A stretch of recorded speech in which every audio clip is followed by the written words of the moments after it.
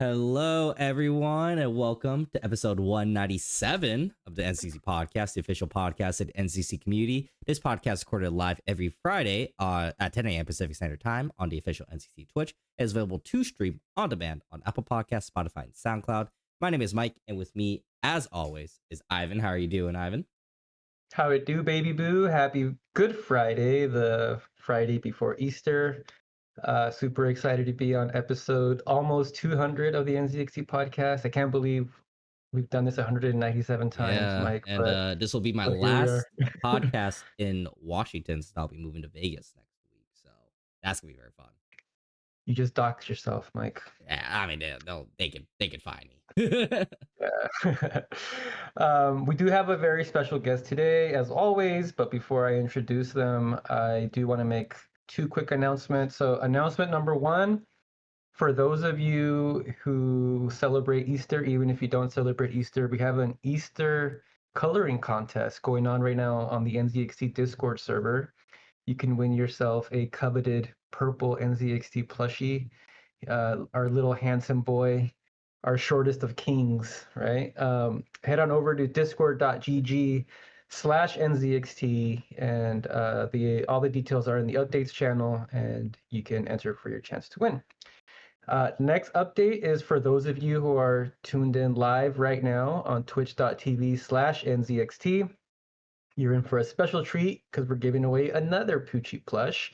And you can enter that giveaway by typing !giveaway in the chat. You'll get a link to the giveaway. And if you stick around to the end of the show, you will get a super secret word that will give you a bunch of bonus entries into the giveaway. So stay tuned. Also, as an added bonus, for those of you who are NZXT Club members, you will earn Poochie points just by watching today's stream. If you tune in for 15 minutes, you get 500 Poochie points. If you tune in for 45 minutes, you get a whopping 1,000 Poochie points. And if you have no idea what a Poochie point is or what the NZXT Club is, go to nzxt.co/club or type !club in the chat. You will get a link to the page that explains everything about the club, and it's fun. So join today. All right, so now that that's out of the way, without further ado, let me introduce my baby boo, Rudy. Welcome to the NZXT podcast, Rudy. How are you? I'm doing all right. Hi, everybody. Hi, Chet. All right, Rudy, for those that don't know who you are, I mean, some people do because you've been working at NZXT for, I think, half a year now. And yeah. You've been very, very active on the Discord server in particular and also social media. But for those that don't know, introduce yourself and let everyone know what you do at NZXT. Totally. Hi, everybody. My name is Rudy, but you might know me in the community as Rutzo. My official title is the Influencer Relations Specialist here at NZXT. I just tell everybody I'm the influencer guy. You might have seen me on Discord, perhaps interacting on Twitter. One of my favorite parts about being at NZXT is just memeing around with the community folks. So for those of you that I know what's going on, for those of you that I don't, hello. And Rudy, what did you do before you joined NZXT? Cry a lot, usually. Yeah, that was. I still do that. Oh yeah. It's top 5 things. No, but so before NZXT, I was involved in a couple of startups. I sort of did, I was young and I used to take a lot of risks, and I would do events. I would do, I try to travel as much as possible. Let me back up a little bit. In those startups, I did marketing. And sometimes it would be hosting really big events with really big creators. Other times it would be working directly with creators to do some kind of activity, some kind of experiential activity, whether it was an event in person or just figure out how to make sense of them getting involved in the business that I was working at. And I actually first met you, Rudy, even before you were doing that stuff with startups. I met you exactly, I think, 10 years ago, because this month is my... Is it our anniversary?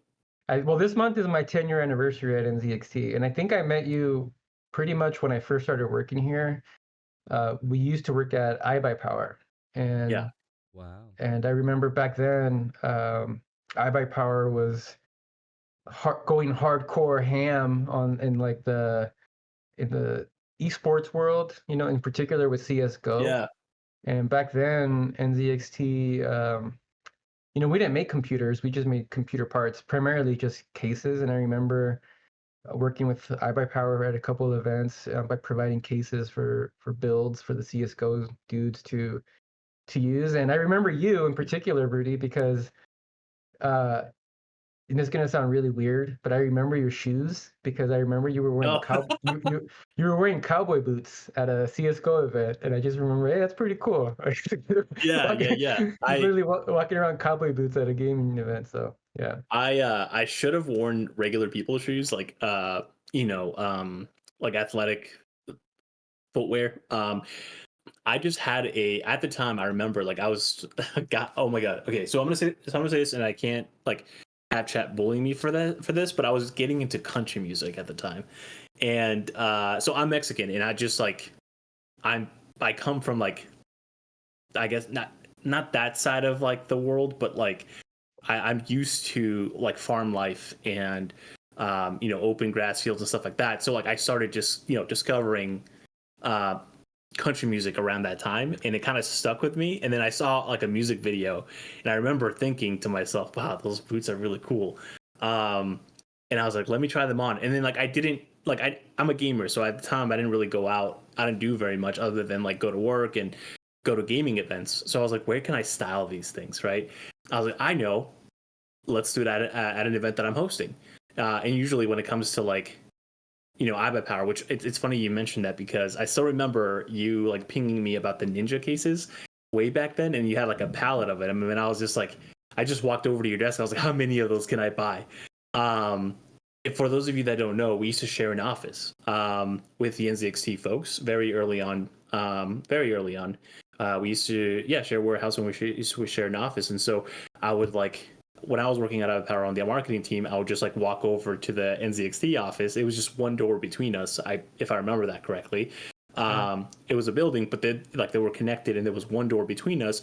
I would just walk over to the lobby. They would let me in, and then I would just like ask for stuff. And I would say, get out of here, Rudy. Is this true? Yeah. Yeah.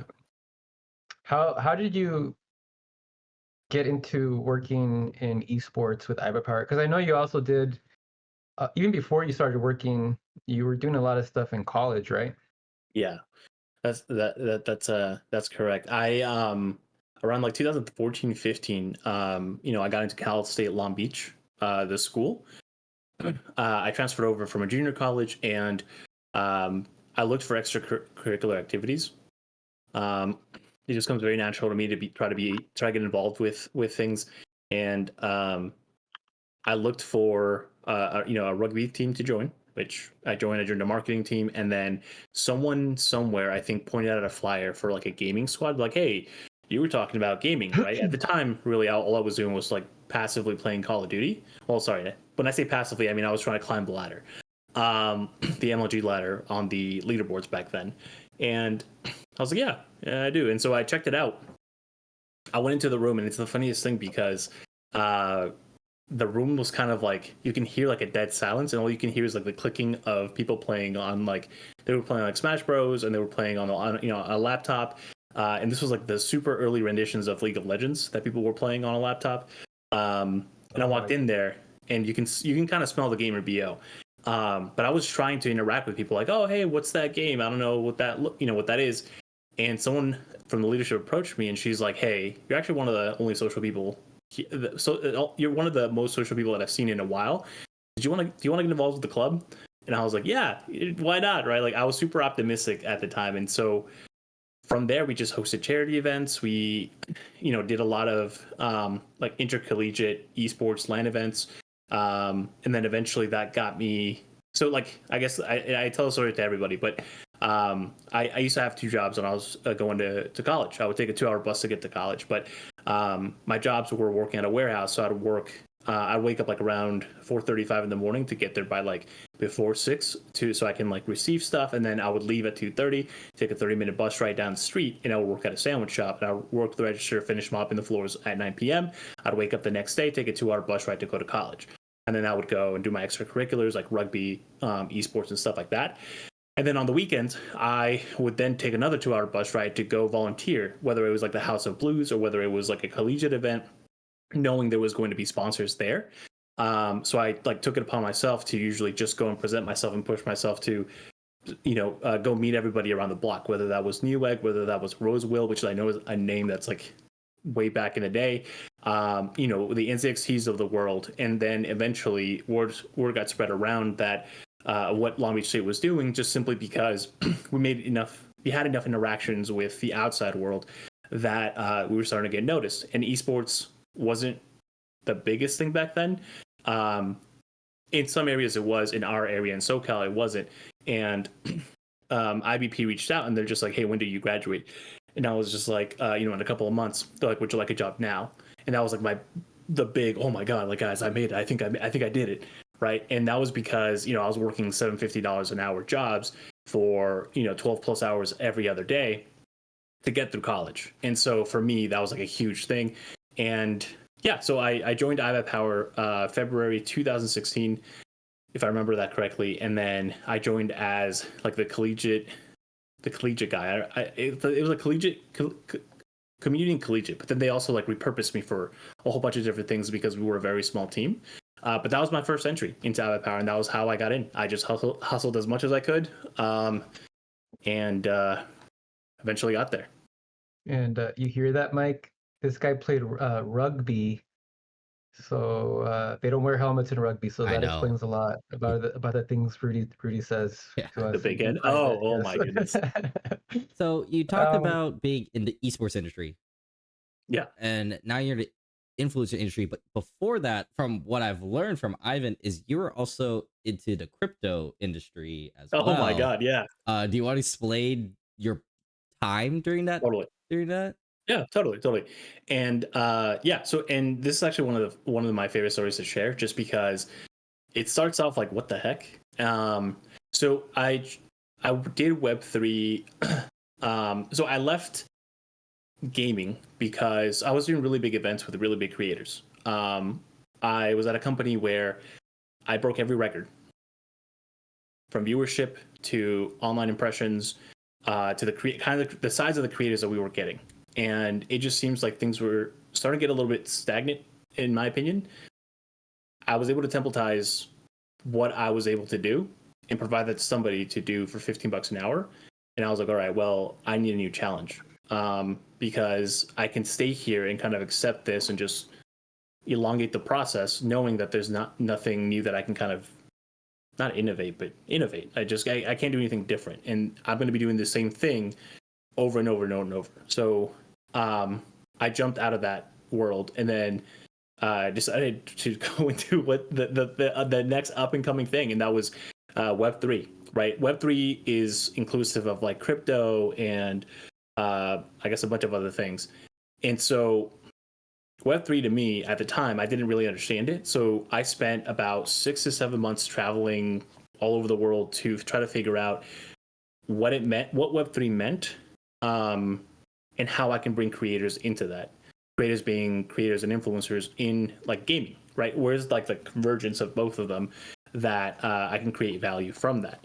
And so in that traveling, I found myself meeting like the founder of Ethereum. I found myself being the founders of a lot of different popular coins, I guess, or groups of people that created a lot of the tokens. And one of the companies was owned by one of my buddies, who I didn't know too well at that time, but he knew about the work that I'd done prior. And he says, hey, we're doing this startup. We're actually here at this event to kind of polish the funding, talk to the investors and things like that. We're looking for a creator person. Would you want to get involved with that? I was like, yes. And this was like at the top of like, this was in Denver. We were in, I think, Breckenridge, or I really don't remember the name. Not Brokerage. It's Breckenridge, something like that. It was really nice, like houses, and it was snowing. It was just a really cool experience. At the peak of when they asked me that, we were pretty like, the endorphins were kicking in. And I was like, oh my gosh, yes. So I did that for about 9 months. And it's funny because I always tell people like that was probably one of the best experiences I ever had. But I spent about 9 months failing. When I say that, I mean, I tried to talk to nearly everybody in the agency world and the creator world about the platform. To give you guys an explanation, a quick explanation, the platform itself was, imagine a world where you can, let's say let's say the NZXT chinchilla, right? NZXT chinchilla, you want to pet the chinchilla, right? The chinchilla is posting and they're doing, there are influencer of choice here. But let's say this person wants to, they do their regular everyday creator stuff. The objective is for you as a fan, every single time you interact with these, you get like a couple of tokens, right? That's it. You get a couple of tokens. My job was to work with the chinchilla to open up like slots of time of either to pay them to give us time to give that to the community, if that makes sense. So like you'd be able to redeem those tokens later for like 30 minutes session with League of Legends, to play a game of League of Legends with the chinchilla, right? Just different ways to reward fans for being fans of the creator. But people they love the concept. They just didn't like that it was blockchain and Web3. So for 9 months, I went into offices, I traveled, all just to continually be kept saying no at every door that I knocked into. But it also then made, I think the way that I relate to how that like made me, I guess, a better person was the fact that I became fearless after that. I wasn't afraid of rejection, right? I was already, all the anxiety that I could ever feel in the world. I eventually, like, they flipped a switch where I was just like, can I cuss on the show? Yeah. Not if you have to ask. Yeah. Wait, Mike said yes. Which is it? Chat, is it yes or no? Okay. I would say you can say a naughty word. Let me just get the board's approval. Let me just get the soundboard up so I can mute it. All right, go for it. No, it's okay. I won't say it. But I was just like, I don't give a fudge, right? I was just like, yeah. I was just like, you know what? Eventually, if like a switch flipped in my mind where I was like, you know what? This is just another at bat. Let me try it. And I really did feel the anxiety because I cared. I really wanted it to work because I believed in the product. And yeah, for the most part, other than that portion of it, just putting some dollars is where it matters, and then just praying Dogecoin goes up. So, moral of the story: everyone should buy more Doge, right? Just kidding. This is not financial advice. Yeah, Rudy. When I found out Rudy was like into crypto, like I was quick to tell him, "Oh, really?" Because I'm somewhat of a dabbler myself. I have like all these Doge coins, and he's just like, "Get rid of him now!" And I was like, "Never!" And every day he's telling me to sell my coin, but I'm hodling. To add context, there's nuance to that conversation because I don't tell him sell your coins. I just tell him take your profit. That's it. Like take profits. Make sure you're covered on whatever you initially invested. No matter how little that was, take that, right? Take that and take enough for like an emergency fund or whatever, and then leave the rest there, and then passively invest into that later on. What needs to happen is you need to take your profits. Take profits, please. That's all I beg of you. I don't know. I'll think about it, Rudy. Another thing, Rudy, because Rudy sits right next to me at the office here. I'm a very lucky man. I get to sit next to Rudy. But the other thing besides crypto that we talk about a lot is, believe it or not, fitness. Mike, can you believe it? Yeah. Hey, I'm gonna be like, Ivan says it before, and I will reiterate. I think we are the most fit like community team in like PC industry. Oh, no doubt about that. We challenge any other PC company to play rugby against us. That is an open challenge. I'll just hide behind Mike and Rudy. I don't want to. Actually, that'd be kind of fun. We're shorter than you. Actually, that'd be kind of fun if we do some we do like a PC fitness like challenge. It'll but just be me. I'll put both you guys on my leash. Just me and my short kings in front of me. but I just wanted to throw it out there for those that are interested in the challenge. This is who you're gonna have to deal with. I'm gonna pull up Oh yeah. the video. No, let's see. You guys saw me deadlift 405 pounds. This time I asked you guys how much you think I could Look at those bench. quads. A lot of you went for the 251 to 300 range. Wait, are you so playing let's video? find I'm out. playing the video right now. Yeah. Rudy for 185. Oh, let's go. Boss it all the way up. There you go. Light work. 255. Can you tell me? Easy. 245. That was 245. You can literally bench press me in like. So what I try to do in those right there is, so if you look at that, I'm not at Come on. Dry. So there's a way to do it with power where you can do more.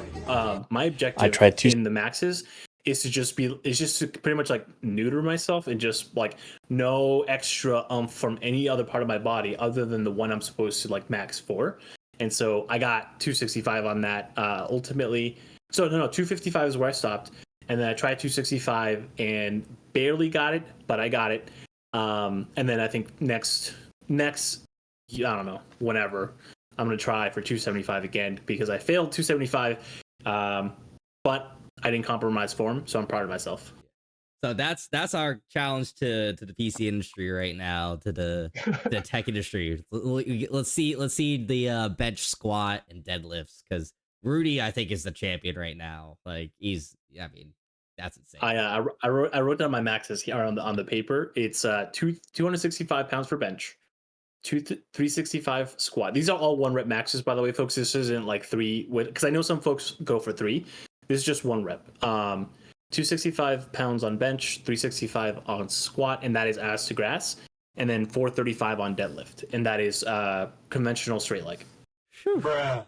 Dang, That's a lot of weight, bro. that's a lot of earth being moved. I guess It's all relative. we won't go too much into it, but we'll just ask for those that are wanting to be like Rudy here. Like, what is the workout routine like? Like, what are you eating? Supplements? Oh Yeah. I know what he's eating. I can tell you that. I can answer that part for you. 'Cause I Back to hot Cheetos, dude. I see him eat it right next to you every day. It's the hot Cheetos, dude. A lot of hot Cheetos. A lot of I guess whatever snacks are at the office. To be honest. That's the Mexican in me, dude. We love our hot Cheetos. I mean, so if when I'm going super strict and I just like I have to, I don't know, I want to take off a couple pounds and I just don't want to. Yeah, that's it. When I'm like super strict, I can tell you my diet very specifically, right? It's which I've changed now. Earlier, I used to do 4 eggs in the morning, 2 scoops of Greek yogurt, 1 scoop of almond butter, and a handful of blueberries, and that was breakfast.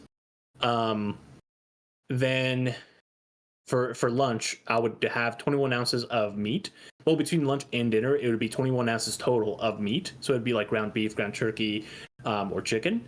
And then it would have like sauerkraut, again, another spoonful of almond butter, maybe some spice if I was just like not feeling it, or like some mustard. And then for dinner, it would just be like 2 scoops of whey protein and creatine. And then also on the supplement side, it's creatine and then the protein shakes, because I'm not going to eat more food. Like I eat enough. Yes, you do, Rudy. I remember your first day at NZXT. I took you out to lunch to celebrate. Oh yeah.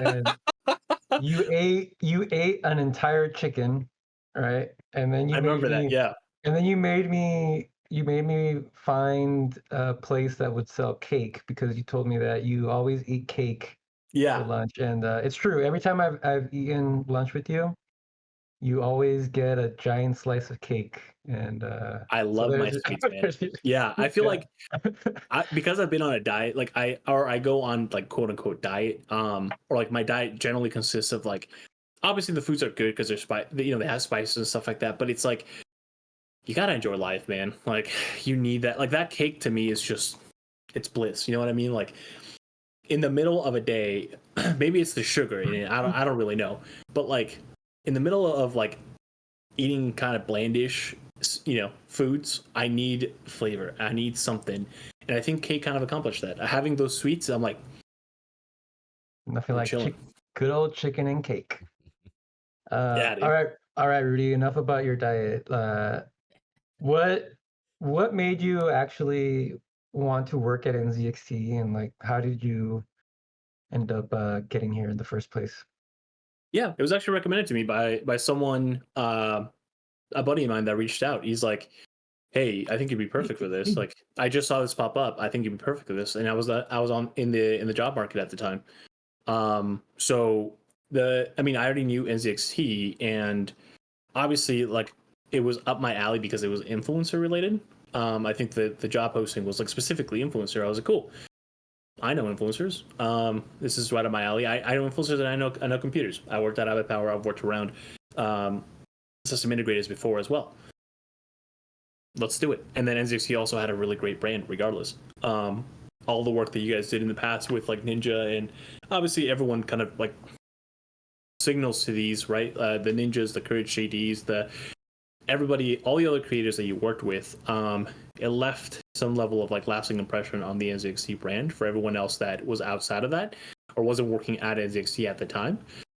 Um, yeah, so I think that the biggest thing was just one, I understand PCs and being a system integrator, and I also understand influencers. And then NZXT was a brand that I respected. So past tense. Just kidding.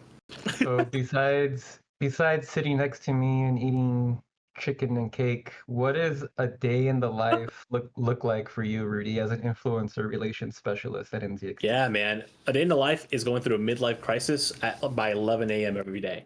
The reason why I say that is because we get a lot of requests for, for partnerships, for my DMs on Twitter, my email. People somehow find my email. I thought that would be pretty hard, but they somehow find my email and they pitch me directly on there.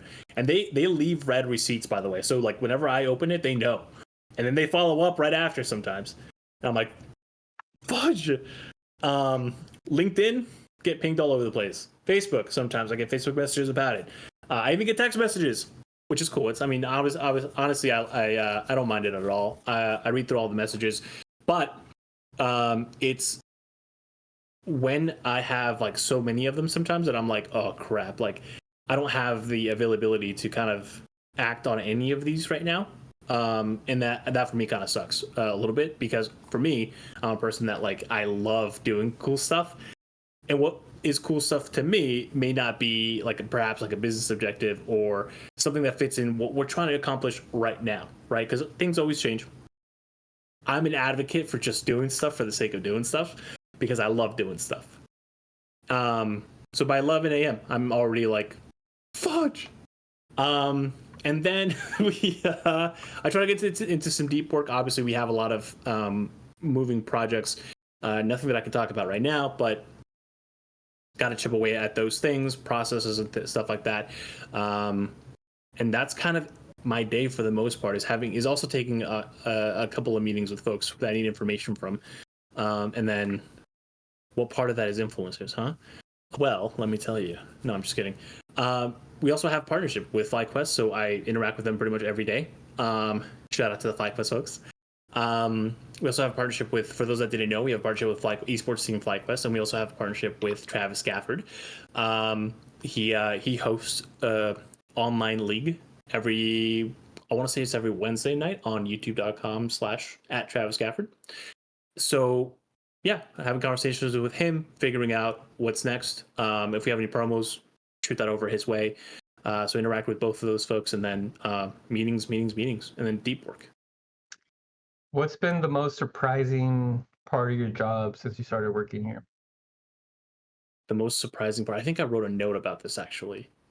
So jokingly, I always tell people like what I when I first got started at NZXT and what I'm doing now, completely it's been shifted on its head a few times, just simply because our necessities have changed pretty frequently, and so having to adjust to that for me is something that yeah, I guess it's been kind of surprising, but also because I come from the startup world, it hasn't been very hard to adjust to things. I think being quick on my feet is something that I'm pretty good at, and then also just I guess I'll say this. I used to get a lot of anxiety from because the startup world is like all performance based. Like your worth is you're only as valuable as what you're able to produce for us, right? Like the metrics, like every metric matters because we have very limited amount of money for everything, right? And people will kind of not work with you in startups. They don't work with you. It almost seems like they're working against you because everyone has like their own department and they're all trying to prove themselves at the end of the quarter or whatever it might be.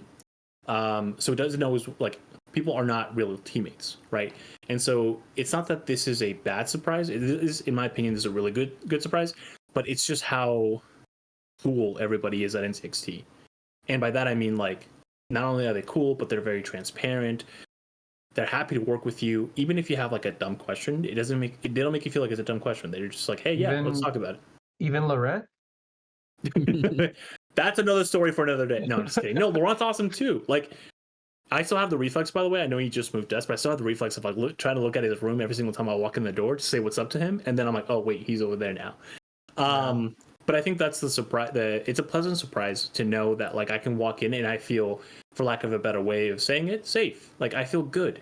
I don't feel like I have to, drive anxiety through the roof to try to beat people out. I feel like my teammates are that. They're teammates, and that's a new kind of a new feeling for me. But it's a pleasant surprise overall.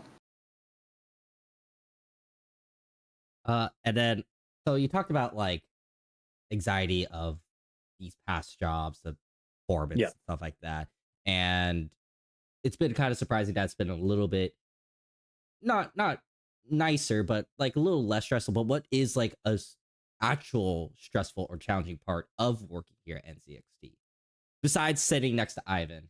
Apparently he wanted me to make sure we specify because that is number one. That one right there. No, I'm just kidding. I think, and this is just something this is more of a personal thing. I think the biggest challenge about working at NZXT is it's the amount of times I have to say no to things that I want to do, right? And having the discipline or finding a few creative ways of saying the same thing, which is no. So, I referenced earlier that I do get a lot of messages, whether it's Twitter, whether it's Discord, whether it's LinkedIn. I don't have the capacity to support a lot of these projects, like 95% of these things, right? Because we're pretty hard focused on the things that we have on our plate right now, right? I struggle with telling people not right now. Well, I guess the biggest challenge is teetering the line between not right now. We can likely do something later without promising that we're going to do something later, if that makes sense. Because I know that people hinge on people's words, right? So it's like if I say something like, "Oh, well, we can't do it right now, but maybe we can do it later," or like we'll have the capacity to do it later.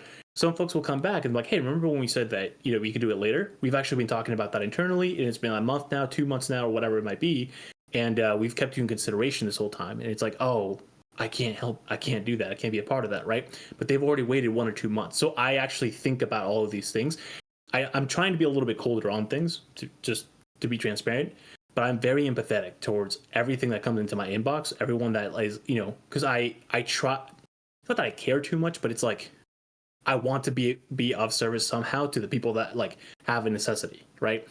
And so my biggest challenge is it's hard to say no that many times. It's tough, like seeing someone's dream in my inbox. And obviously, I'm not going to manifest that dream entirely for them, but that's kind of how I see it, right? Because I've been on that side of the what's the analogy of that side of the bench, that side of the table, that side of the table. Sorry. Yeah. I mean, But that I've is been on that side hard. of the table, right? It's like I've been on the side of the table, and I've been very hopeful about things hopefully working out for me. And Yeah. you know, it's something that I eventually will kind of mature into, and by that I mean like I'll get better about the thing. Right now, the stigma is I feel that way because I still see myself as like a young hustler, right? Like trying to get deals done and doing stuff like that. And I think eventually, once I fit more of my like corporate throne, I will get there. I will mature into the role. But for now, my biggest struggle is that it's empathetically seeing somebody else's dream in my inbox and me knowing I have the capacity to make that work, and then still saying no because I can't. I don't have the capacity, the resources to do so at the moment. That's actually a really good transition to my next one. I mean, for the people listening, like this is the guy you want to talk to, right? Like, like people are like, I want this. How do I get sponsored? How do I get, working with you guys? This is the guy to talk to. So you talked about how it's difficult for you having to say no to, these people. You're like, I want to work with everyone, but how do you choose? Like, what makes a creator, and this is for those that are listening, what makes a creator stand out to you that you want to work with them? Yeah, it's I always try to see them for who they are first. I know like maybe the right answer to the question is like, hey, work from a business objective backwards and then say that. But just to be transparent with you, it's like I try to view into who that person is first, what kind of content are they making, and just try to see the potential more than anything. Like there are some folks that are very objectively very good at what they do. They make great gaming content, whether they do short form, long form. Not everyone is the same kind of creator. Everyone has kind of like their thing. Obviously, with these platforms changing on what you receive attention for, has made some creators pivot towards what they understand they can make a livelihood on, right? So like what's going to get me the comments, what's going to get me the attention. So kind of gauging into what they're best at and how that might fit our company, like our brand specifically. And then from like an objective standpoint, sometimes we'll have, like, for example, we had the egg product launch. The very specific things that we talked about were primarily, can they make UGC content? UGC being user generated content, stuff that looks like very natural content, whether it was like a testimonial or they took a video, they took a picture in a lifestyle setting. Things like that are kind of all taken into consideration. I think what I'm looking for at the moment is more so UGC, like regular people that can create content. Yeah. And that was actually, I think, for me, one of the coolest things to witness was what you did for the Elite Gaming Gear launch. That's what he The egg means launch, when he says egg. Because I can't recall a product launch we've done here with that many people just creating UGC. And shout out to the international teams too, by the way. I know that the other influencer folks across the sea are busting their chops to also make it work. So shout out to them too, because they brought in so many creators as well. Yeah, it was really cool. Everyone did a great job. And I think the other part kind of attached to that was really cool for me to witness is watching you, not just secure these pieces of content, but also really going out of your way to try to build relationships with these people. So what's been your process when it comes to building relationships with these creators? Yeah, I feel like this is something that you sort of like, it's like having a conversation with someone you meet at, like if I go outside right now and I say, hey, what's going on? How about that weather? That person is going to either interact with me in a way that is going to drive a conversation, or they're going to be like, oh yeah, totally. And they just kind of close the conversation. You get a lot of that when you work with creators. Once the activation is done, or as you're starting the I guess the pitch for how you want to work with them, you very naturally see their conversation style, how involved they want to get, their the affinity they have for the brand, and you kind of just get it. There's conversations that I see a lot of potential in. Usually my rule of thumb is if someone is able to work with you, happy to work with you, and they work with you, you always want to keep them happy, right? Because generally it's kind of like if you own a business, generally you want to keep, your not your highest performers, but someone that is robust and well-rounded, happy. You want to keep them in the company because ultimately they make everything better. They make your life better. Same thing with. Sorry, a quick digression. Since you said rule of thumb, I must know: is a thumb a finger, Rudy? Yes, it's a phalange. Yes. Okay, continue. Sorry. Why? Wait, what? So hold on. Quick break. What? It's a controversial topic amongst the NZXT community. If a thumb is a finger, I personally think it is. It's a phalange. Yeah, Harley Hart in the chat doesn't think so, but it is a finger. We'll address them later. Yes. Sorry to digress, but I do want to ask you like a real question related to what you were saying there before you continue. Like, what goes into actually launching a successful influencer campaign like what you did with the Elite Gaming Gear launch? What do you consider when you're setting something like that up? Yeah, I think there's kind of layers to that, right? Because you have the personal objectives and then you have the business objectives. I think from a business objective, that one is pretty straightforward, right? We accomplish the attention that we cared about, the amount of creators that we wanted to work with, and then from a personal perspective, it's more about continuing a continuation of those relationships that I'm building, because I'm going to have necessities in the future that require either that many creators, if not a handful of creators that I can lean on, right? And I think this is where building that relationship helps, is having folks that I can trust when it comes to, that are reliable and that I can trust to continue working with, is one of the most important things for that. So if I can take a handful of people from everything that I do, from every campaign that I run, and be able to reliably have that to me is a win. And speaking of winning, when you're working with creators, how do you measure success? Internally or personally? Let's do both.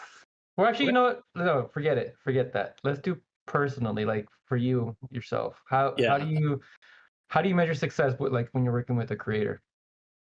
Yeah, I have a very it's not a policy, but it's like I try not to be very controlling of the content that they create.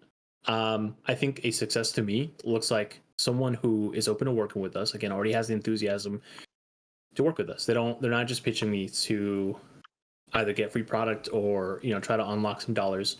It's something that they already know the product. They can tell me a couple of things about the product, or they have products, NZXT products in the past that they had a good experience with. Or even if they had a bad experience with, as long as they've had the products and they understand their company, that'd be great. And then from the moment that we start interacting, and then if they're able to execute if they have a vision of their own, TLDR. So without going too much into it, if they have a vision of their own that aligns with the NZXT brand, I think that to me is kind of like almost a perfect scenario where I can walk to someone and say, hey, I have this thing coming up. I need some content, and I want to use that in my marketing. Would you be free to do this thing? And they're like, great. I love this case already. I know what I want to highlight. I have these talking points that I love, and then all I have to do is pass over our talking points that need to get hit during that content. If obviously it's that style of content, and they can just kind of deliver that, right? They already have a vision for what they want to do because they have already interacted with NZXT. They know our products. I think that to me is a perfect case scenario and a win overall. And then also on the other side of that coin, if I'm working with someone that doesn't really know NZXT, but I'm like, your content's so good, I have to try, right? Or like, you're a really good person, you make great content, I have to try. And then ultimately we get to a point where they at the end of it all end up educated and enthusiastic about NZXT, and they also produce awesome content for NZXT. that's a win. So I think cases like that are, I mean, I try to find like the successes in every single, not every single, but like in all the little things that we accomplish along the journey of getting from point A to point B with creators. So we talked about like what goes into getting them, how what's successful, what you deem as like, hey, let's keep this going. But I guess what's one thing that like a lot of people don't realize, or like it's like a big misconception about this industry, especially for the influencer industry. What was the question? What's a big? Oh, what's like a big misconception or something that people don't realize about this industry? I guess I can't holistically speak on that because this industry is very broad. But I think for us specifically, it's the way that we are trying to work with people and creators that folks haven't adopted. And when I say that, I mean, I see a lot of pitches that, I'll give you an example. I'm not going to say the name, but I know who I'm talking about. A really big star. It's So when he's talking about Jason Momoa. Jesus Christ, not Jason Momoa, but someone you hear on the radio. They have they want to start streaming. They want to do stream stuff, and they recently pitched me on getting them equipment. And then when I talked to them, I was like, hey, I don't have the capacity to provide you all of this, because they gave me a whole laundry list of like the things that they wanted. Like I'm talking a ton, just for them to start streaming. And I can only offer relatively very little. And immediately like, no. And that's it. That was the conversation. And I was just like, so just to break it down for you, they asked me to fund their entire streaming setup. They were only going to use maybe once a month because they were going on tour. They wanted me to spend a couple $1,000s to set them up, so then I could have a rotating logo. You know what I mean? Like the value just isn't there in a lot of the pitches. And it's not very clear to me why I should work with a lot of folks other than, well, they're a big star. It works, right? It's like, no, that's not how it works. Like NZXT itself is also a big brand. I have to preserve that.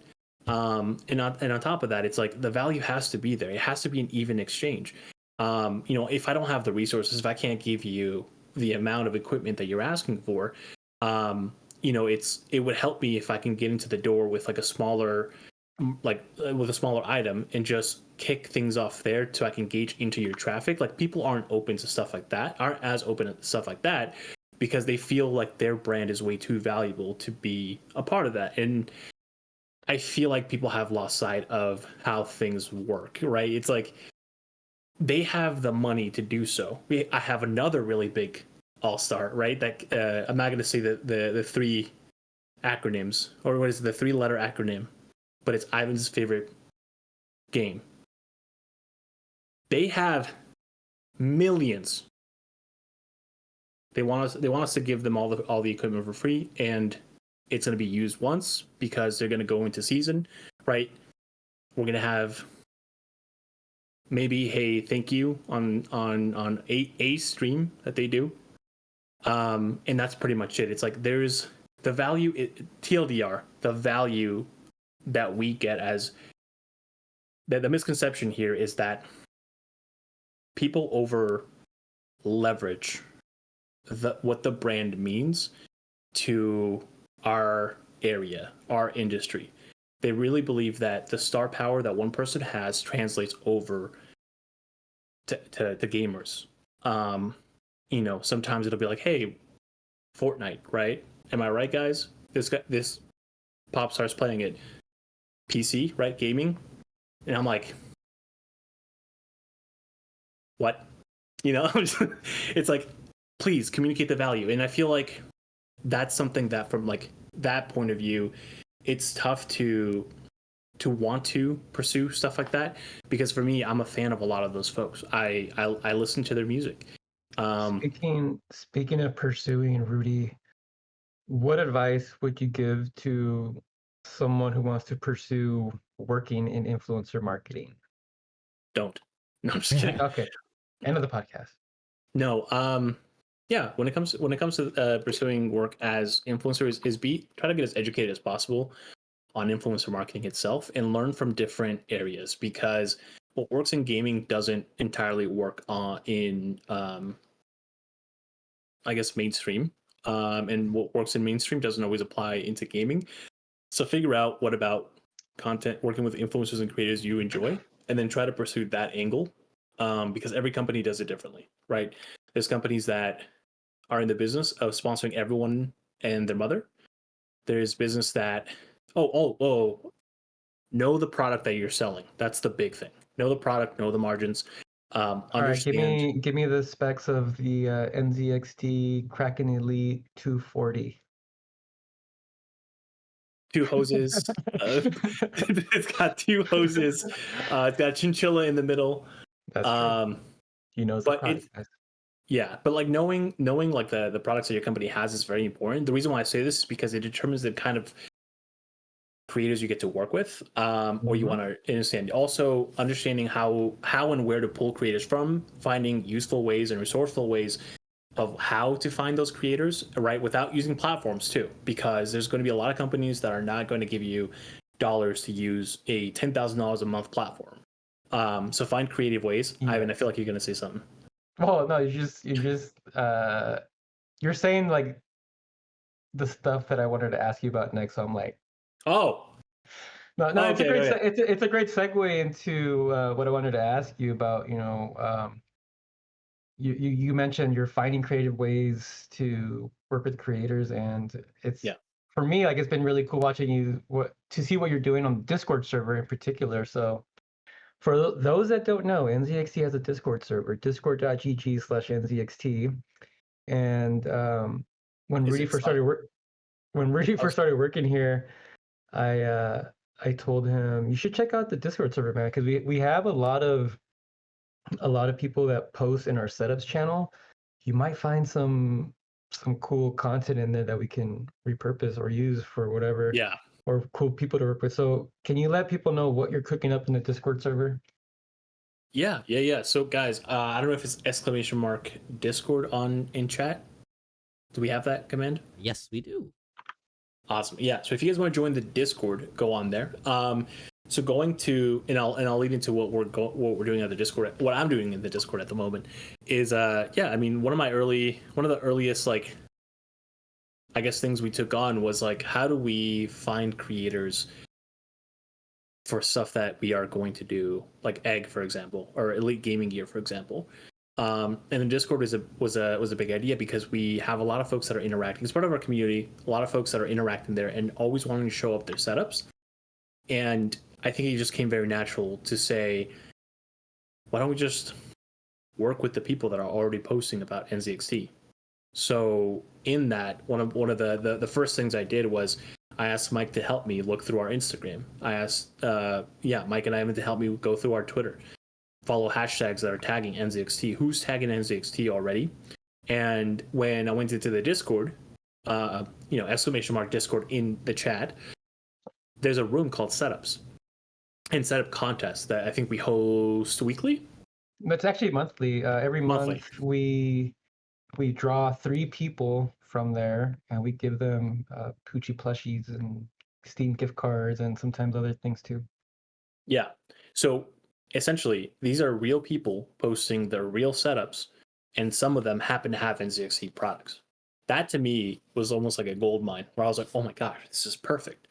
And so what I do is I look at the Discord, exclamation mark Discord in chat, and look at the setups contest.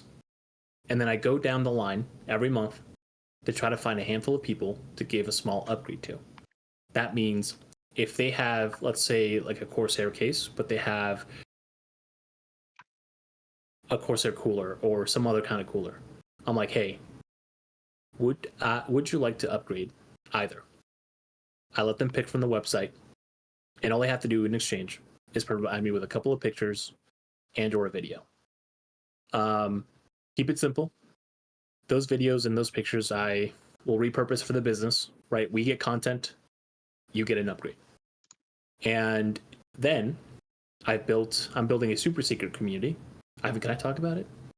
Yeah, that's what I wanted you to talk about. Okay, Yes. okay. So I'm building a super secret community within that Discord. I'm labeling them content creators. So anyone that's created UGC at any capacity during setups, or even other rooms that I've happened to catch your setup and reached out to you or talked to you, if you've worked with me, you get access to that server or that role. And in that room, I am going to be posting our next few campaigns that you get access to first before we do our outreach to all the other creators that we've worked with in the past. So if you guys want to be a part of that, and I guess maybe this is like a stream exclusive right now because I haven't told that to other Nobody creators. knows. Yeah, if you guys want to be a part of that, please, I implore you, post your setups and make your pictures pretty, make videos, whatever you need to. You don't have to do it influencer style, like, hey guys, this is an NZXT pic. You know, you don't have to do that. You can if you want to. You just have to I let me. built the world's most expensive gaming PC. Yeah, you just have to let me use your face on our advertisements.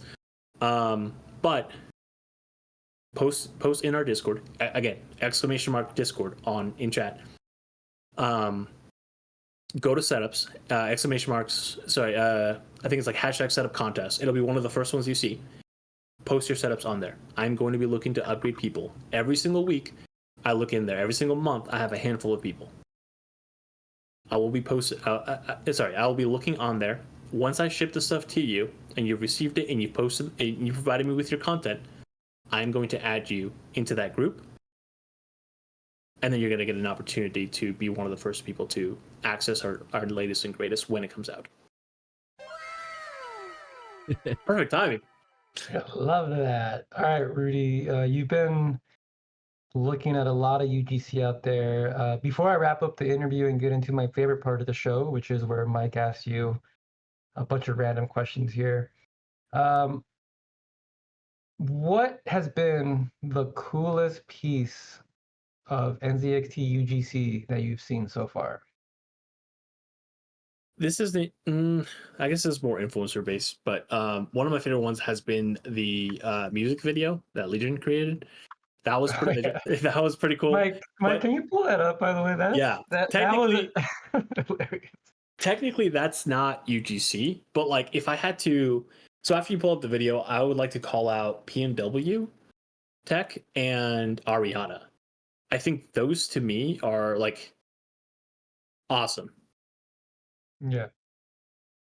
Ariana, PNW Tech has probably the coolest setup I've ever seen in my entire life. Besides, dude, that guy goes ham. besides the Fallout guy, Oh yeah, by the way, shout out to him because he sent us a couple of goodies. It's still on my desk because we have some special guests staying in the Fallout room this week. Once they're done, once the office is it's not being used anymore, I'll plug it in after taking my percentage cut. I took the bobblehead. Well, not the bobblehead, the candle holder. And breaking news, it looks like Ariana is in the chat. It's Tashiroko. So Ariana, yo, what's up? But I think the coolest thing about Ariana is like what they did with Egg or Elite Gaming Gear. I keep saying Egg. I hate that you chanted Egg. Yeah, in my brain. I'm surprised no one thought about it earlier either. Like the quality of like the photography and video is amazing, and I feel like they went above and beyond what we asked them to do. We told Ariana, here's a keyboard and mouse and a microphone and a mouse pad, do your thing. And it was like every day I would open up Instagram, there would be like a new thing. And it was just like, wow, like yeah, it's like holy shit. They've been doing this for like a month already. Like I love it. It's thank you, Ariana. You're the best. And then Mike, were you able to get a hold of the music video? No, I did not find it. Can you guys send me the link? Yeah. Let me show it on. Let's see if I can. I actually posted it on the general Slack channel a couple of weeks ago. Yeah, let me just scroll. Let me scroll. Yeah, this makes for great radio. Yeah, I'm scrolling through his media right now to find it. I found it. Send me that link. I'm gonna send it to you, Mike, on Slack. Here it is. Yeah, Okay. I love this video. Okay. It's hilarious. Here it is. And by the way, guys, just to give you insight as to like my brain and what went into this, I've worked with Jordan in the past before, and I like his style of content. What I wanted to do was like spice things up a little bit because we have our normal deliverables. Everyone does like, hey guys, check out the NZXT stuff, which is great. That's exactly what we care about, right? I always look to throw a wrench into things sometimes, or like add a little bit of spice, add a little bit of flavor into things. And I felt like Jordan was the person to help me accomplish that. So it's up there. Okay, cool. So, ladies and gentlemen, I present to you NZXT. What is it? What's the name of it? NZXT Now? Is it NZXT Home? Yeah, NZXT Home. Ladies and gentlemen, for the first time on the stream, NZXT Home. It lights up, yeah, because it's RGB. So is the mic. It's really cool. The mouse is lightweight. I really like it too. So click my bio and grab your own, so you can have yourself an NZXT home. So you can have yourself an NZXT home. So you can have yourself an NZXT home. It's the best. Yourself an NZXT home. So you can have yourself an NZXT home. Yeah. My favorite part was where was it? It's it's When this he's playing with part the here. mouse, and he's like, Yeah, it's him going like this, and it's just in the background. Like it's like my favorite part. That's freaking awesome. I just And this is love what I it. mean, by the way, when I mentioned like, hey, everyone kind of has their own unique style of doing things. This one isn't, the standard. Check this out. Like he decided to add this spin. Obviously I knew that that's just kind of who he is. But when it comes to keeping folks in mind for things, like this is stuff that stands out to me, right? It is a part of me now. Yeah. Before we get into my favorite part of the show, I do want to ask you some community questions here.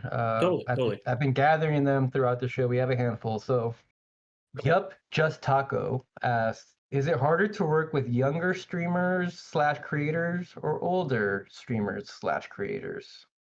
It really depends on how they were raised. I'll be honest with you. And the why I say that. Good question. Good answer. Good answer. Yeah. Because like some younger folks will be like, hey, like I am trying to get better at this. Help me out, and I'm happy to do so.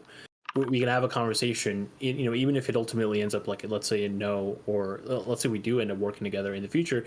What matters is the impression they left on me simply by asking for help and just how they presented themselves during that moment. Because I've also had folks who are like, hey, give me sponsorship, here's my channel. Then they follow up with, where's like, so what's up? Like, and I'm just like, what's up? And they're just like, what's up? And I'm like, okay, anyways, right? Then there's some older folks who, again, they have experience with stuff, so they understand kind of how to have a conversation about it. And then there are other folks who are older folks who are very entitled, and they're just like, I have everything. I'm the best. Give me PC. Why aren't you giving me PC? And I'm just like, Some of them I'll give you are 5 like reasons. some of them are like Mike, young and entitled. What? Kel Bell asks, what is the criteria that needs to be met to partner with NZXT as an influencer? Yeah. So there is no hard requirement at the moment. It is, I guess the soft requirement is you have to consistently be putting out content. I don't care if it's once a week. I don't care if it's, ideally it's not once every 2 weeks, but if that's what it is, that's what it is. And make sure that your content and your content quality is something that you'd be willing to put in front of me if I was to put you inside of an office with my CEO or Ivan or Mike. If you believe that what you create is something that you can put on a PowerPoint and then stand in front of us, press play, and that is something that you would say, great, this is what I present to you to partner with you, then, make that kind of content. Otherwise, we would have to find a creative way to sell you internally, to be like, hey, this is why I want to work with this person. And then I would have to justify that, right? I guess what I'm asking is make my life easy by posting content frequently and posting content about the relevance of the market that you're targeting. In this case, it's system integrators / PC / tech. So make tech content. Find your style. Don't do what the NZXT chinchilla does, please. Yeah, don't. They're in the chat. So I But have to- technically, it worked. yeah. Technically. Dear Mimi asks, what would you say is your favorite way to outreach to creators? If we haven't worked with NZXT before, what would you recommend is the best way to change that? Yeah, I don't have a perfect answer for you because at one point I posted on Twitter and I said I have the opportunity, and this is before, and I mentioned earlier, if you weren't here earlier, I mentioned that what I was going to be doing when I first started got flipped on its head a couple of times because we've had a lot of changes since then. So what I came in for, or the objective that I was going to accomplish when I came in for, has changed. But at one point on Twitter, during an objective that we wanted to accomplish, I posted, "Hey guys, I'm officially working as an influencer, and now I have my DMs are open," and I got 756 DMs from creators that, and at that point, I literally spent 2 weeks going down every single message and putting folks like that I will work with into an Excel spreadsheet. So I can feed that into like an agency to make it easier for me to like sift through stuff with my recommendations added onto there. So I took the time. Now that that's kind of like the flooding has been accomplished, I still have a lot of folks that I haven't gotten back to on yes or no because I can't respond to everybody. I think just be consistent in outreach, and by that I mean don't spam my stuff, please. If I don't get back to you, you can assume that I have read your message.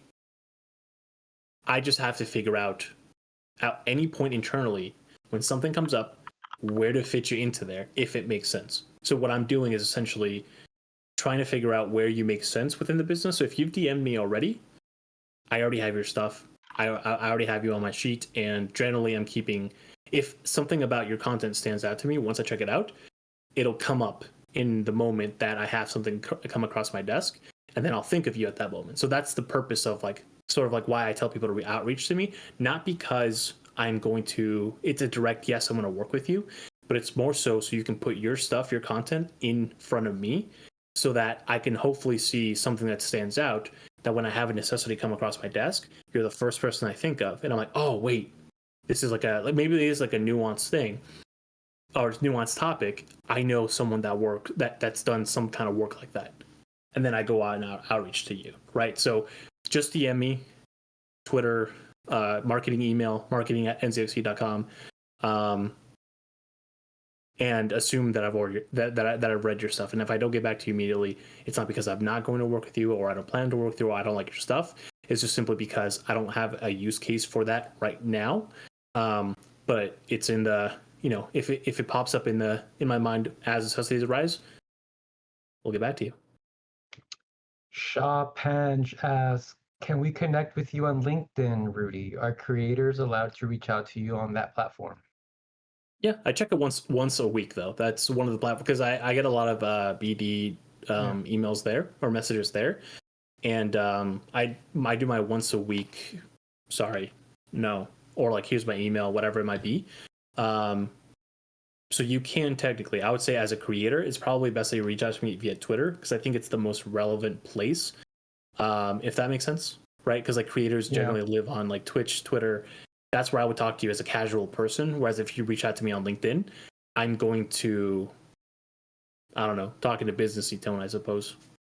Yeah, I think if you want to reach out to NZXT on LinkedIn, you got to play games with Laurent on there. Like Hey, that's the way you do it. All right, that was the last community question of the day. Michael, take it away. All right, It's we'll your wrap this time up. to shine. We'll wrap this up a little quick. So we're gonna do some rapid fire, Rudy. Answer as fast as you can, top of the mind. All right. let's do it. All right. Right now, number one. What games are you playing right now? League of Legends. Oh, I'm sorry. Since we're talking about it, sadly, you're into League of Legends. What are your mains? Jungle primarily, and then top lane. Let's see. Favorite game of all time? League of Legends. Oh, that's your favorite of all time? It's between League of Legends and Hearthstone because I used to competitively try to play in Hearthstone, but I've lost my faith in it. Well, I'm really hoping for something else. What is a game you'd recommend to everyone?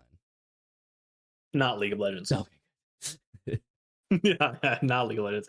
Anything else? Yeah. What do you like to do in your spare time? That's a good one actually. So there's two sides of me, right? You know how like there's like two wolves that live inside of you? There's two sides of me. There's the lazy side, which is I don't want to do anything. I just want to scroll IG reels and send memes to my friends. And then there's the I have to be productive side of me. And that is like I like listening to music and discovering new music just because I don't know. I like music. Finding hobbies, books to read, places to learn stuff from. I see the meme on stream.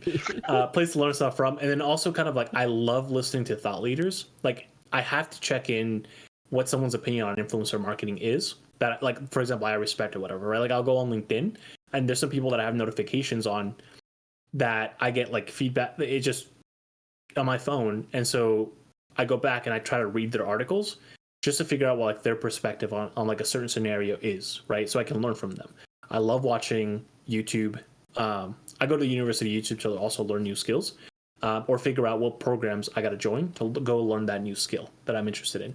I also do boxing twice a week. I do work out at least 4 times a week for 1 hour. It's like a gym locally. What else? And then the correct answer was pickleball. I don't like pickleball, dude. Oh my god. But that was also another rapid fire question. Apparently, this is from Ivan. You hate pickleball, but you work at a pickleball center? Yeah. And he has a sandwich named after him. At a pickle restaurant. Yeah. So I always tell shout people out Little this. Pickle. Yeah, shout out Little Pickle in Costa Mesa. Go get the Rudy special while you're there. So yeah, I work at a tennis center. So not a lot of people know this about me, but I work 7 days a week. And the way that I explain it to people, because some people have noticed me from NZXT, and they're just like, wait, what do you do? And they've gone to the tennis center. They're like, what do you do? So on the weekends I just as a general clerk at a tennis center, and I just check people in, and that's it. The way that I explain it to people is just the TLDR is that tennis center pays for my rent. NZXT covers my 401k. And that's the TLDR. There's no necessity for me to have 2 jobs. It's just I don't like what else am I going to do on the weekends? I've just been accustomed to working my whole life that I'm just like if I'm not doing something productive, I feel like what do I do, right? So until I find a side hustle on the weekend that just pays me more or is, takes less time to and does more, I'll be there for a while. But yeah, that one pays for my rent. This one does my 401k. Yeah, I'm the opposite. I only work 2 days a week. You work? That's true. I saw you. Yeah. Oh, yeah, we work here. 1 million cash in hand right now, but you have to choose a video game character to fight and win. Do you know who you'd fight? Probably a video game character. Can you close that down a little bit and tell me give me like a couple of titles to pick from, because I'm looking at like League of Legends and I'm just like I'm picking like the weakest. Yeah. Probably Yumi from like League of Legends. People are saying Toad. People are saying Toad for Nintendo. No, Toad is a gangster, dude. You don't mess with Toad. Like Toad is him with gangster. his like swagged out car in the Mario movie. Yeah. Oh, yeah. When he goes on stage, I always consider this because I always feel like characters in video games have alternative personas. They have like a real life, you know what I'm talking about? So when they're in the video game, they're on stage. So when they're on stage, they're just like a regular Toad. They're like, whoa, or whatever the Toad says. When they're outside, they live like a Yakuza life. You know what I'm saying? He's got like tatted up, and he's just like got the cars, all the money he made from Nintendo. Yeah. Someone says, so I wouldn't fight him. I like that. Let's see. Would you rather fight 100 rat-sized elephants, or 1 elephant-sized rat? Yes, give them all to me. If I'm gonna die anyways, all at one go. I want to go out in a blaze of glory. Yeah. Also, I could play the political game. I can turn the rats against the elephant, and then maybe the elephant squishes some rats. I don't know. Oh, sorry, the elephant-sized rat squishes the. You know what I'm saying? So I'm like, hey, hold on, guys. Let's really think about this for a second here. There's 100 of you. This guy says that you can't beat him up, and he's elephant size, and you're the elephant. So I don't know, and then just boom. Maybe I win without ever having to throw a punch. So let's just consider alternative options here. So all of them, all in one go. Alrighty. All right, now we're gonna do a little fun segment that I've been wanting to do. It's blind let's rankings. Go, okay. Okay. So basically, I'm gonna give you a list of 5 things in order. So I'll just give you one per thing, and you just gotta hopefully create a good ranking out of all of this. So we'll start easy, start very simple, just to get us into it. We're gonna start with just some nice sweets, some delicious things. So we'll start off with like Reese's peanut butter cups. Oh, that's top notch. Where are you putting that? Number 1 through 5. So 5 is lowest, 1 is like top. 1. 1? Oh, you're putting Reese's up here? All right. Well, how are we ranking it 1 if we don't know what 2, 3, 4, 5 are? That's exactly what it is. I don't need to know. It's a blind rating. You gotta kind of. Gotcha. It's the goal is to try to make a perfect rating without knowing it, right? All right, the next one, Starburst. That one's at 4. That's a horrible candy. How do you guys say it's a horrible candy? It's delicious. It's like it's super not hard. bad. Yeah, it's just the texture of it. Like you get your teeth get like the corners, and you're just like. If you really want that texture, get Haichu. All right, That's even worse. donut. Oh, 1. Too late. You can't. You already put it at 1, so you gotta. All right, put Reese's Donuts then. No, you already put it at 1, so you gotta put it at 2 then. If you want it as high as up there. Wait, can I put Reese's at 2 and Donut at 1? Blind ranking is once you put it there, it's there. It's stuck there. All right, yeah, all right. This fine, is why it's a fine, trial fine, run. fine. It's a trial run. It's a trial run. All yeah, right. yeah. I live with my decisions. Almond Joy. Oh, they used to be my favorite, but now I'm old 5. No, yeah, 5. I'm afraid of what that last one's gonna be. It's gonna be like dog poop or something. No. I made sure that it's relatively okay. It's Sour Patch Kids. And that's the 5. That's the For me, 5, but we'll put it at 3 for now. All Yeah, right. it's, So this was the trial run. So now we're gonna do exercises. Types of exercises. Oh, okay, cool. Now All right. I know. Okay, cool. Okay. So now we're gonna go to. So first one I'm putting on squat. Where are you ranking that? Oh, that's a top. That's fudge, man. Number 1. That has to be. You number are 1. putting in number 1. So remember, you're Yeah. stuck with number 1 as this. So, just for reference, squat is one of the best exercises you can do for all parts of your body. And I know that it's a low. Especially the dumper, right? Well, no, not at all. Afterwards, I'm kind of effed. All right, But I think squat is probably the best one. next one, bicep curls. Number 2. Wow, you're putting on number 2. You can't see that, but it's like I would put that 5. I was gonna say 5 for me because I'm like I basically don't do bicep curls. I do other things that supplement the biceps. oh, I love doing it. It's like oh my god, it's fantastic. All right, next one, bench press. That one's like a 5 to me. Really? Wow. What? Yeah, my upper body is actually the weakest part of my body. That's why my lifts like from the waist down are like 300 and 400. It's like I don't like doing upper body. One bench press is 1 for me. Yeah, I'm guessing shoulder press is next. That one's 3. Actually, if it doesn't tie for 1, it's number 3. It's going to the be similar spot. Bulgarian split squats. That's a 4. I've actually gotten a lot better at those because of squats. By the way, because of squats, Bulgarian split squats don't hurt as much as they used to. Really? Totally. That's a 3. Let's put that at 3. Dang. All right, and then I fourth don't even one. know what that is. Bulgarian split squats is the one where you put your leg up and you have weight, and you like basically do like a lunge, Yeah. but with a foot up. But you can do the lunge depending on which part of the leg you want to like emphasize. So if you lean forward, you work out a little bit more of the quad. If you lean a little bit more back and your center of gravity goes straight down, it's a little bit more of the hamstring. So you kind of get to pick and decide which portion of the leg you get more of a workout in. But again, squat, super versatile. It helps you with both. You'll have no deadlift. Yeah, deadlift is number 4. It's not my favorite. Mine would be bench press 1, squat 2, Bulgarian split squats 3, deadlift 4, bicep curls 5. That would be mine. Yeah. The correct answer is squat, deadlift, bench press. I don't know what Bulgarian squat is, so I would say curls and then the Bulgarian squat. Oh, you gotta try the Bulgarians. Those are okay. so fun. That's also good. I mean, I feel like that's so personalized. That list is like it needs to be super personalized to everybody. Exactly. All right, final one.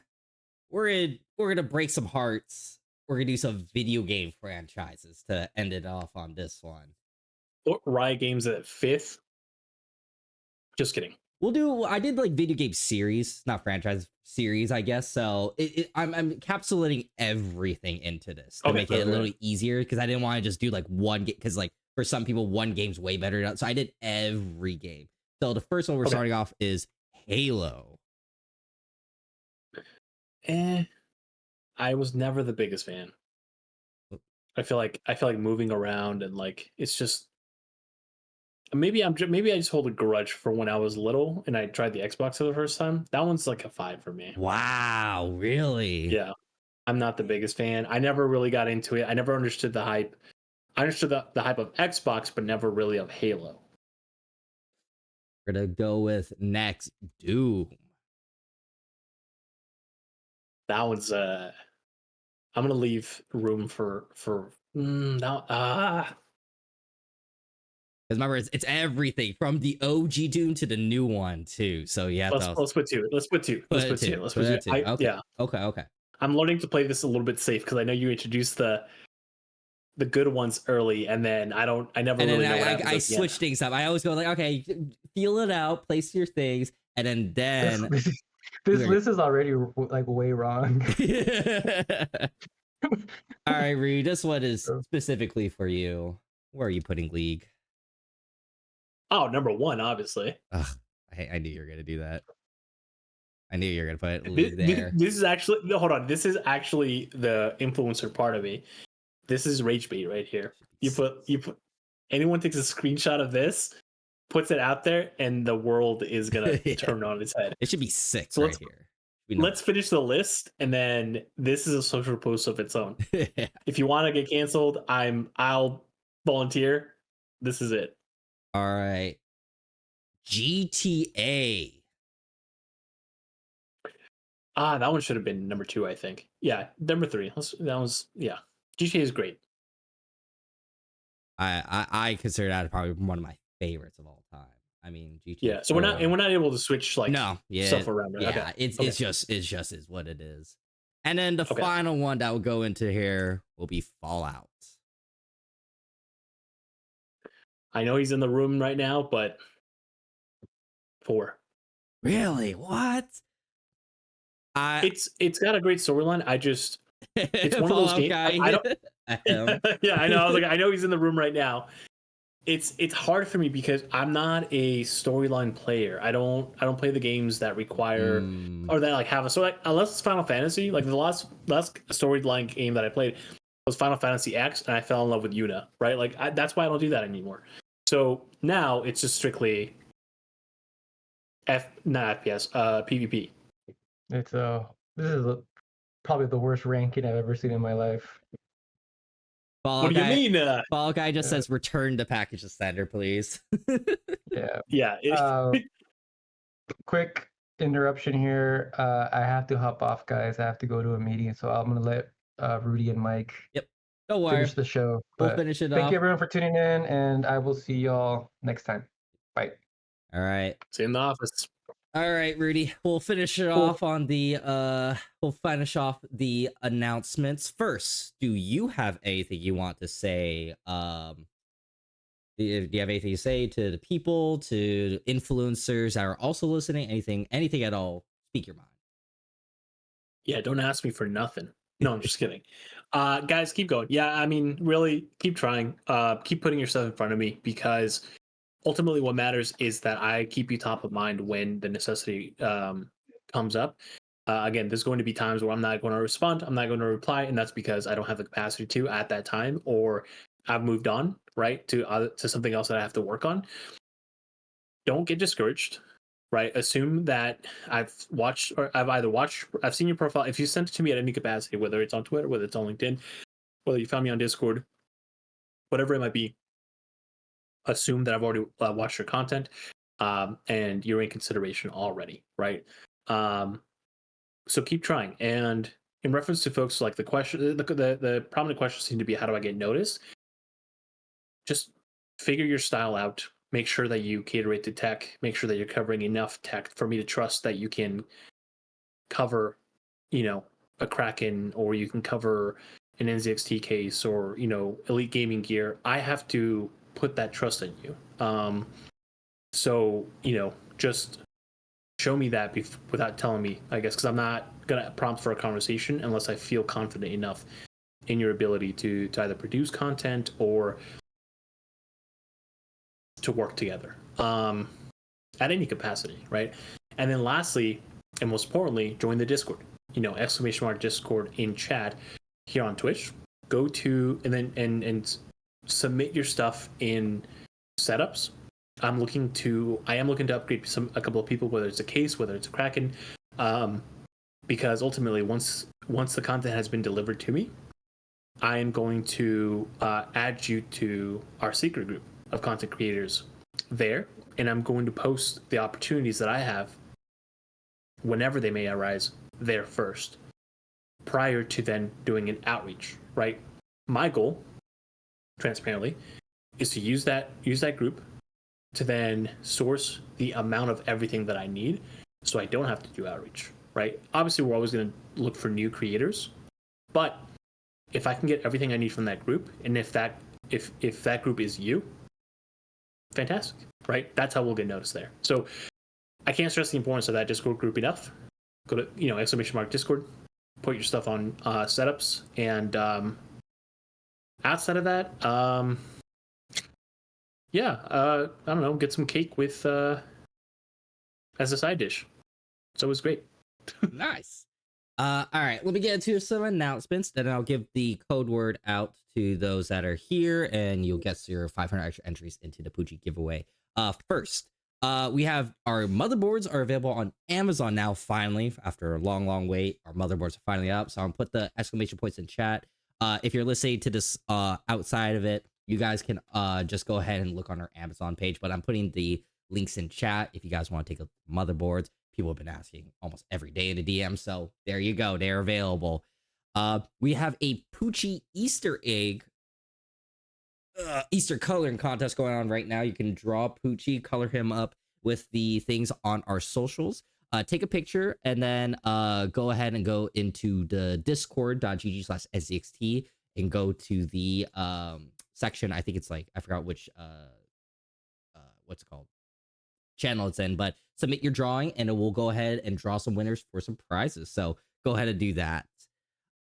We talked about Discord over time. We talk about, you can kind of see in chat, there's people claiming Poochie points. Poochie points are part of our club. You can go nzxt.co/club or !club in chat.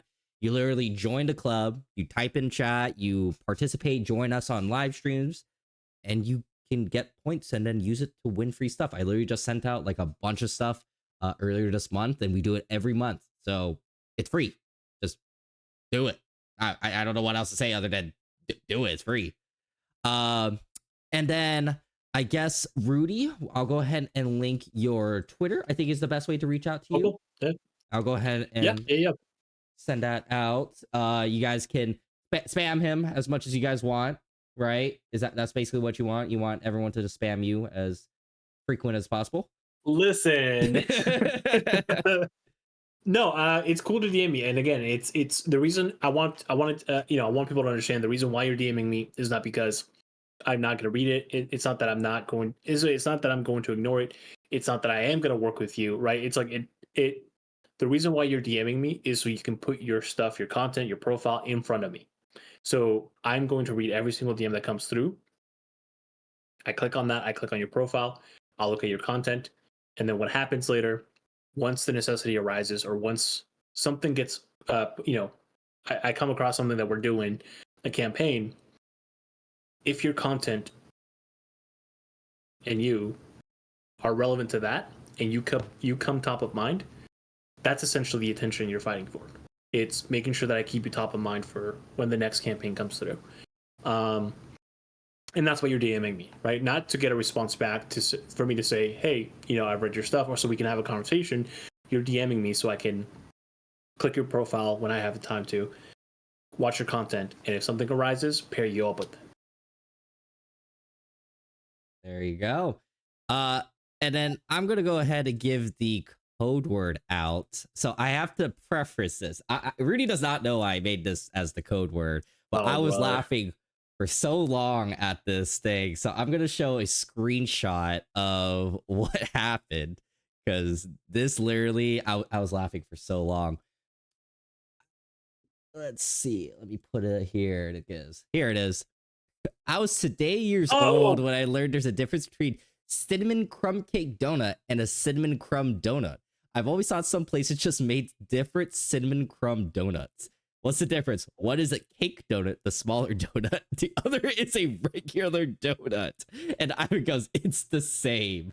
I was laughing at this for so long. Guys, here's what I've learned. So I used to think that those donuts were different. There's small little cake donuts. They're about like yay big. And then there's the regular donuts. I love cinnamon crumb. Maybe the picture's not the same, but to my credit, I actually took a bite out of half of the cake donut, and I was like, how do I show this? So I lined them up, and then I was like, cool, maybe this might show the size difference. Clearly, I didn't accomplish that goal. But I used to think for the longest time that they were the same donuts. I just thought some donut places had different cinnamon crumb donuts. And I was like, oh, I'm hoping to find, every single time I go into a donut shop, I'm like, I'm hoping to find my favorite donut, which is a cinnamon crumb donut, a cake cinnamon crumb donut. Every time I have asked them for a cinnamon crumb donut, some people just give me this little one, right? I never knew the difference until I went to this one right here, the one near my place, and they're like, yeah, this one's a cake one. And I was like, what? And then she's like, yeah, you see? And then it connected in my brain, all those little tiny donuts, those are cake donuts, the ones with the frosting, the pink frosting, the white frosting, the chocolate frosting.